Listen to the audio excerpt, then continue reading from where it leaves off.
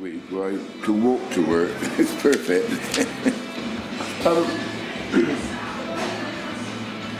May as well kick off. I forgot my questions, but I can remember them all. What I start asking people really is, what were your first memories of music in Bristol? Ooh. You mean relating to Bristol in particular, or my first sort of memories of music? Well, either really. I mean, when you were growing up in Bristol, you know what? Yeah, well, of course I'm lucky that I was born when that revolution called rock and roll came in. I was just at the right age to appreciate the difference between that and the fairly bland music that had gone before it. But thinking back, there used to be a programme on called Family Favourites every Sunday, and there was one tune that stuck in my mind because of the voice and the piano playing. It was a tune called My Mother's Eyes by Nellie Lutcher. Turned out to be a black American rhythm and blues singer. She also recorded some fairly up-tempo stuff, and that stuck in my mind. And then in the early 60s I was playing in a rock band. I was playing drums in a rock band locally, but I always preferred the black versions, the black original R&B versions, and not the white copies. They always seemed to be more musical. It sounded as if the musicians and the singers understood what they were singing about.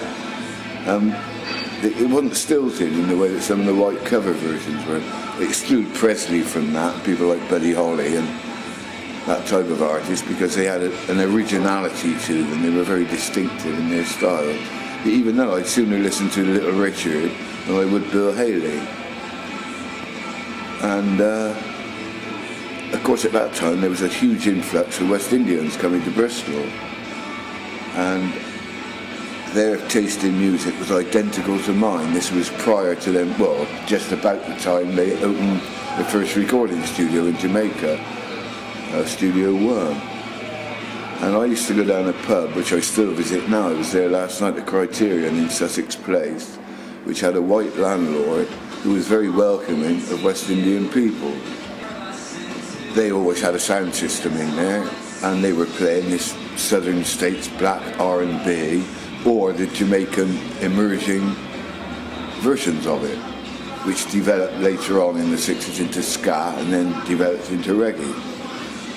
And they introduced me to the Bamboo Club, which was the best West Indian club outside of London. And they had all these artists coming over from Jamaica like Desmond Decker, Toots and the Maytals, even the emerging Bob Marley. And I saw all these artists in their context before they even charted in any of the white charts.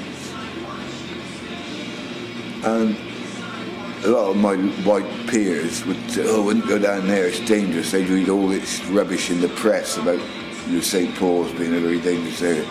But I just found, it's corny, but I found nothing but love down there, love of music, as bond among the people, until I melted in. To these days, I'm just totally acceptable among the black community in Bristol. But it was that love of music which drew me down there in the first place. You know, also at the same time in the 60s, soul music was becoming prevalent through the Stax label. And you had brilliant singers like Aretha Franklin, Otis Redding, and a whole heap more. And it was sort of traditionally in a lot of these little clubs that you'd hear the one floor with the reggae music, and another floor, generally a younger, more American-orientated people, youngsters listening to soul music, which then became disco. And you know, these guys dancing around in their bling, you know, trying out their fancy footsteps, which is akin to the 40s in America with the jive sessions, all these guys inventing special jive moves, you know, it seems to be a natural Afro thing to do. And I just loved it. Being a drummer, I had a sense of rhythm anyway, and I loved the syncopation in it rather than the straight bang, bang, bang, bang of, say, heavy metal or, well, white pop music. I wasn't a DJ or even had any intentions of being a DJ, but I was amassing this amazing collection of records, because when they realised I was a genuine lover, I was getting given copies where people had more than one of the early Jamaican stuff. And in the, what year was that? That would be the mid-70s. I went through 5 years of domestic hell, actually. My first marriage broke up. Meantime, we discovered my mother had leukemia, which was terminal. They kept her alive for about 5 years on drugs. And my dad was suddenly diagnosed with stomach cancer and was dead within 6 months. And then, between time, I got divorced, remarried, and that all went pear-shaped. I was, by that time, a senior manager in the accounts department at Fry's factory, which is by the Cadbury's. And I was on my own, and they wanted me to move to Birmingham. Now, much as I liked a lot of the people in Birmingham, the black community I got to know quite well through doing some promotion work, sound system clashes with a Jamaican from Birmingham. I really needed to break away from this office life, which I never really felt at home with. I'm a 9 to 5 person, but 9 in the evening to 5 in the morning, you know. I'd always known that, and the thought of going to Birmingham with no real friends within the factory out there or the office, I just threw it all in. They couldn't believe it, because they showed me a consultancy report. We just installed the first computer system for Cadbury Schweppes, and I was a member of the team who installed it, along with the consultants. And they showed me the report where I was down as next potential head of department, possible board material. They said, "You realise what you're giving up?" I said, "Yeah, I fully realise what I'm giving up." "You know what you're going to do?" "No, but I don't want to be sitting behind a desk accounting for chocolate bars or any other commodity if it comes to that." And at the same time, a friend of mine, bus driver, Jamaican, took over an already established Jamaican pub, the Star and Garter. And he said, he knew I was at loose, and he would come down there and some beer money. He said, come in on a lunchtime when the Jamaican bakeries come in for their drink or whatever, and play some music for me and come along in the evenings. So I spent the next 15 years toting a dozen boxes of records back and forth between my flat and the Star and Garter 7 nights a week virtually. But I started to learn my trade, and then another Jamaican opened a nightclub, because even in the 70s, where they were welcome, West Indians didn't like the music that they were exposed to in these clubs. You know, it was typical white pop music or pretty facile disco stuff. So he said, come and play for me. If you don't play for me, I'm going to have to go to Jamaica to get a DJ. Because the kids only play for themselves, and we know through your experience that you've got the music to suit everybody. He said he's heard me play in the Star and Garter, and these older generation guys like myself coming in, hearing me, said, Jesus Christ, man, you take me back a yard. You play Sweet Memory Sounds. So I called myself Sweet Memory Sounds. And I came to the attention of a BBC 2 crew who were making a documentary series called Picture This. It was about sort of so-called ordinary people doing unusual things. And for then an early middle-aged white man to be so totally involved in the black society in Bristol, they thought would make a good feature. I was very wary of it, because they can make you look a patronising idiot. I know what the media are like. But I had a word with a then assistant producer who was mixed race, who they sent down from London to give her her first assignment of producing a film on her own, Helena Apio. And we spent a couple of weeks working on this film, and it was a massive success. They've been showing it on the community channel even now regularly. I keep going out to different parts of the country. Oh, you were on television last week. then, as that was on national television, that's when clubs and festivals started to phone me up to see if I'd be interested in playing. And the whole thing just, it took off. What do you, are there any other like artists and DJs that inspired you at the beginning? Well, I was inspired by artists, the voices and the rhythms of that Jamaican music and the early black American R&B, particularly Toots and the Maytals.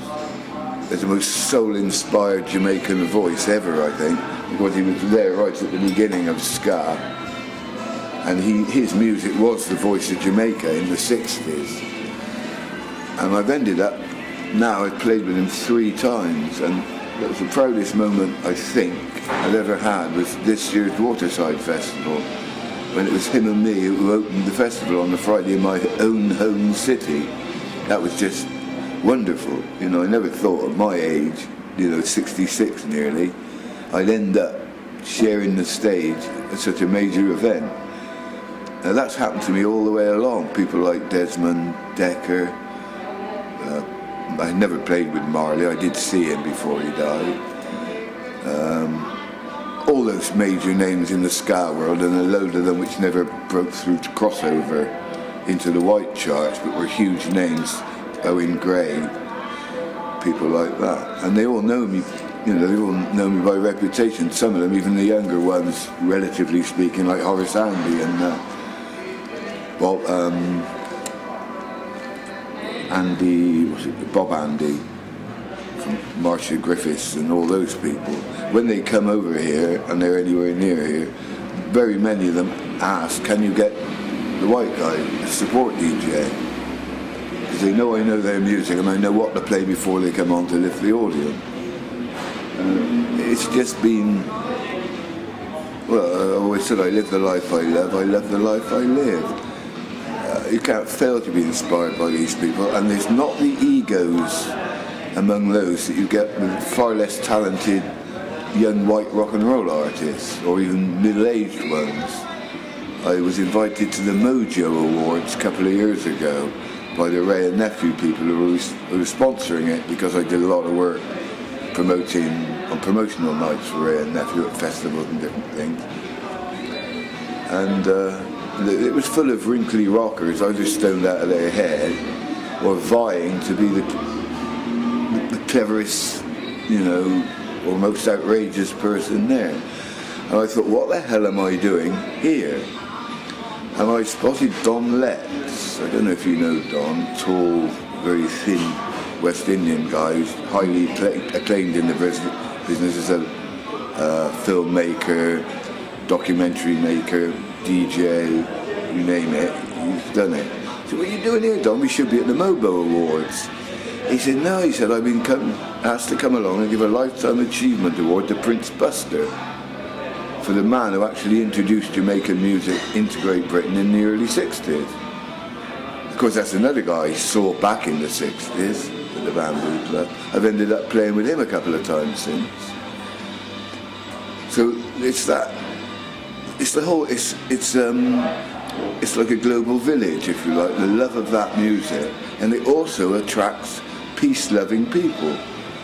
Even the Rasta side of it, which I could never play in the Black Jamaican Club. You know, it's nothing associated with ganja or Rasta was allowed in this so-called upmarket West Indian club. It all had to be sort of lovers rock. They wouldn't even allow a Rasta artist in there if they were aware that he was Rasta.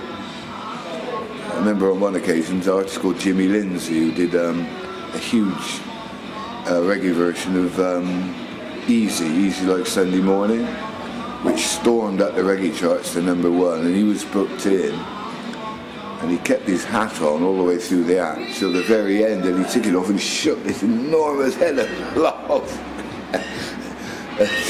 Johnny Sinclair around the club, just threw his hands up and said, "All right, man, you got away with that." What do you think about artists in Bristol at the moment? Well, it seems to be a never-ending production line, if you like, going back to Smith and Mighty, who started the whole sort of that shuffle soul rhythm, which was picked up by Soul to Soul and those groups in London, but they still call it Bristol beat, give them their due. And then of course Massive Attack, Tricky, even up to this group Babyhead, who I played with at the Academy earlier this year. And I'm quite flattered they all go back, especially Massive Attack, to be having influenced by listening to me, even if they were too young to come into the pub, while I was playing at the Star and Garter in the 70s, and they were sitting outside at the age of 16, 17. Even Nelly Hooper, the record producer. I got a permanent invitation, free ticket to go to Jamaica, which I've never been able to take up because I haven't had the time. Yeah. What do you think is going to happen to Bristol music from now on? I've always given up forecasting trends in music because it's always the unexpected that happens. And that goes for pop music in general. There's somebody who always comes along with a different slant on it, which if you knew was going to happen at the time, you could be first in and they could kill him, you know, if you look at it that way. But it's always, black music has had an enormous effect on the music industry as a whole, even though I don't believe a lot of the original artists ever receive the credit they deserve. It's like the white music industry is scared to death at the depth of talent that's actually out there. And they prefer to have some pretty girl band or boy band to appeal to basically the 14-year-olds. Yeah, I mean, I never even bought a Beatles record. They were contemporaries of theirs. Their upbringing was exactly the same as mine. I started in the skiffle group, so did they. And I appreciated the originality of a lot of the music they made. But a lot of that was based on them hearing Motown, the first sort of melodic soul music to come out after the straightforward rhythm and blues. The Rolling Stones have lasted a lot longer than the Beatles. If you listen to the records, the Beatles are 60s. It's still a Oasis if it comes to that. I got no time for them at all. Their egos are so much bigger than their talent. And there have been exceptions in the reggae industry where some people have attempted to get too big for their boots, but they don't last because as soon as people suss they're like that, they just don't get bookings. What do you think? Do you think vinyl is ever going to die out? Do you think? Oh, it's bound to ultimately, because there won't be a supply of it. I mean, the quality of it these days is pretty poor, especially, it always has been fairly poor in Jamaica. I mean, they remelt records and repress them. Tell me where the toilets are, pal. Yeah. Think you could edit that out.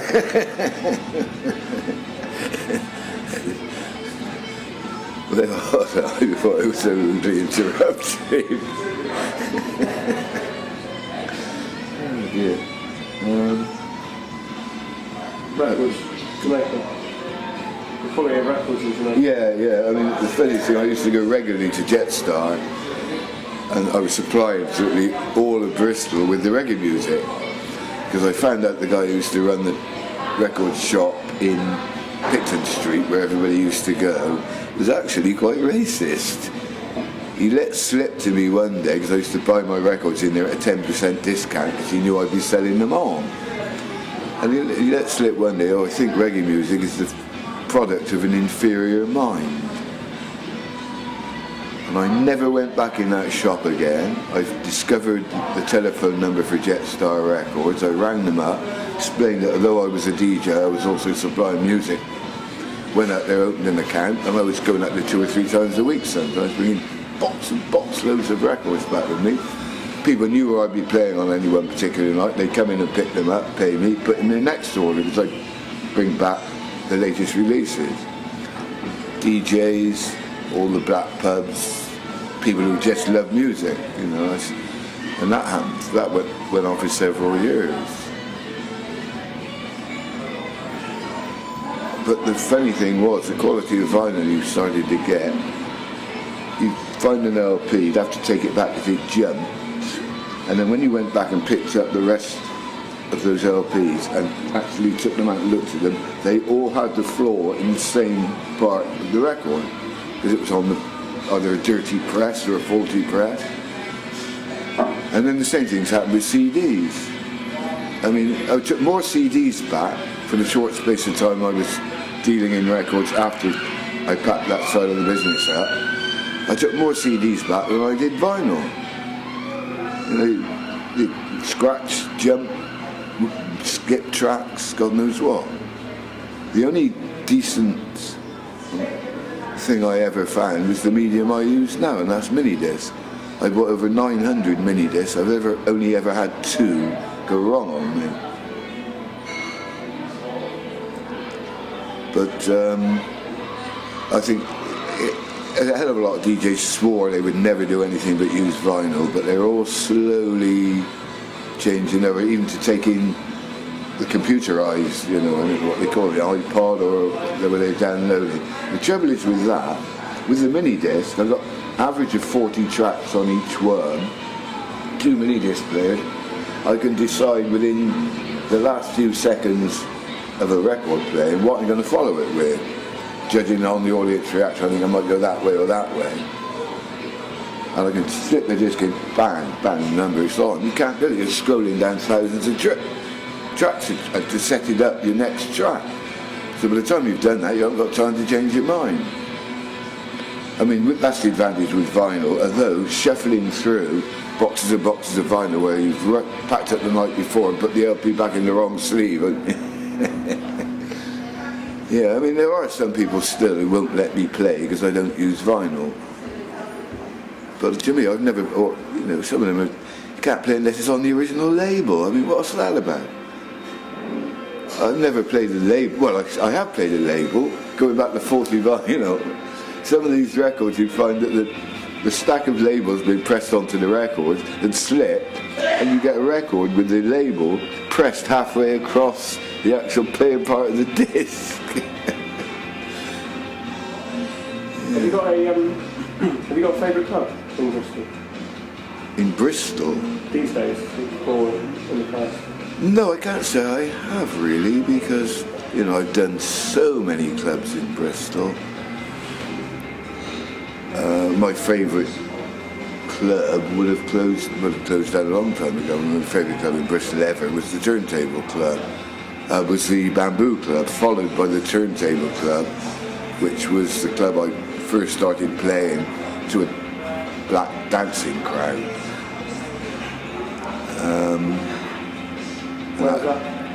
That was at Temple Back, down by Temple Meads, where all that new development has gone on, where the Wetherspoon pub is all around there. It's an old warehouse. The guy packed that up. There was 3 clubs, West Indian clubs in Bristol for a short time. There was the Bamboo, which burnt down. There was the Blue Lagoon, which got closed down to make room for this new shopping development, which finally got off the ground about 10, 20 years later. And the other club. But the thing that happened, more and more West Indians started to get pubs. You know, in Easton, St. Paul's, wherever. And then people, they were getting older anyway, that generation, they tended to gravitate around their own pub on a weekend rather than all come out and go down to a particular club. So I know a lot of them mourn the passing of these clubs out. Any attempt anybody's ever made to reopen one, to establish the centre, has failed. Because the kids aren't interested in that sort of thing anymore. They're far more ready to mix with each other these days, thank God.